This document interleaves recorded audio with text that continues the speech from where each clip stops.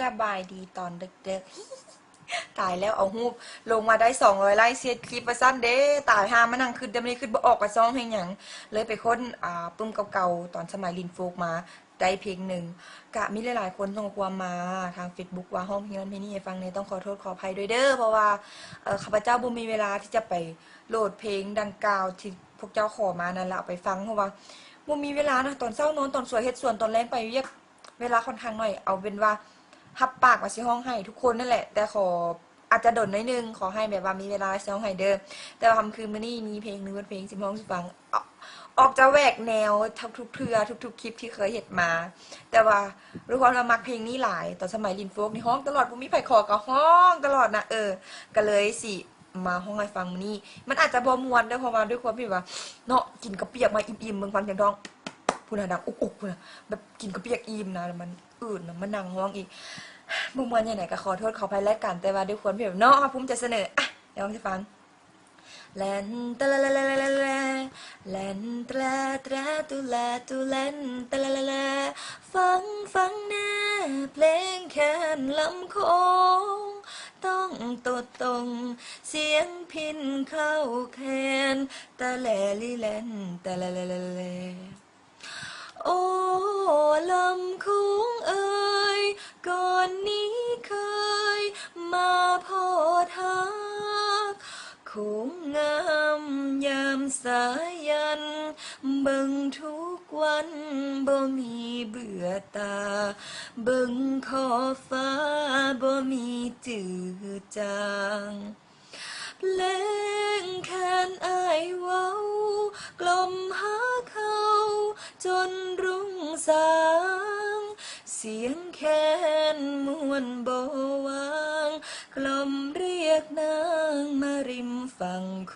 งเชื่อมหักยงให้มีเยื่อใยมาตาลบัดนี้โนข้านี้รออายอยู่ใสเสียงแค้นอายจากไปปวดหัวใจตาละนางเฝ้ารอบ่ได้พอหน้าอายอีกเลยแค้นลำของโนข้าน้อยรอคอยชื่นใจโอ้แค้นลำของเอ่ยจากลับเลยบ่หันกลับมาดอกเอื้องฟ้ากำลังร่วงโรยตลกเว้ยตายแล้ววันนี้มาแนวใหม่มาลุกใหม่อีกละกะคันบ่ม่วนกะต้องขอโทษขออภัยด้วยนะกะเดี๋ยวสิมาตอบมาว่ามาใบหน่อยนึงแบบว่ามีคนหนึ่งเพิ่นส่งมาว่าอยากห้องตายอยากฟังแต่ห้องเพลงพี่เต้าช่วยฟังแน่กะเดี๋ยวรบกวนเลยไปฟังอยู่ Galaxy ได้บ่เพราะว่ามื้อนี้เสียงบ่ดีกะขอโทษด้วยบ่ได้ห้องให้เด้อเอาไว้เป็นมื้อหน้ากันแล้วกันห้อง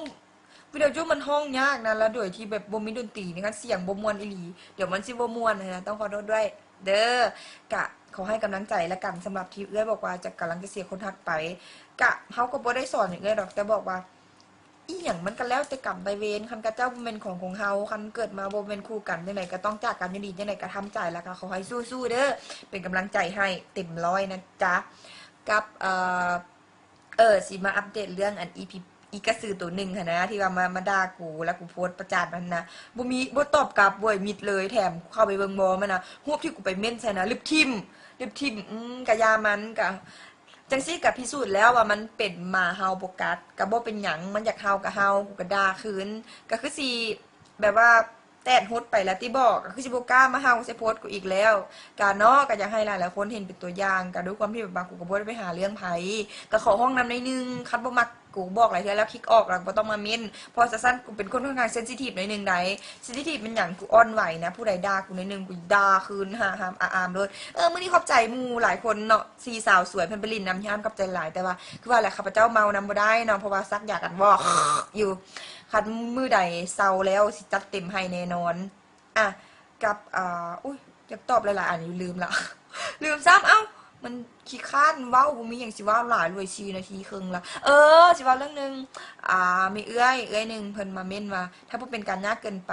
เฮ็ดคลิปแต่งหน้าให้เบิ่งได้บ่ก็อยากบอกเอื้อยว่าตั้งแต่มื้อนั้นที่น้องอ่านคอมเมนต์เอื้อยน้องเฮ็ดแล้วคลิปแต่งหน้าแต่ว่า18 นาทีมันอัปโหลดจังได๋ก็อัปโหลดบ่ได้ก็ต้องขอโทษด้วยมื้อหน้าเอาเป็นว่าแบบมีเวลาแล้วสิอัปโหลดให้กันแล้วกันเด้อ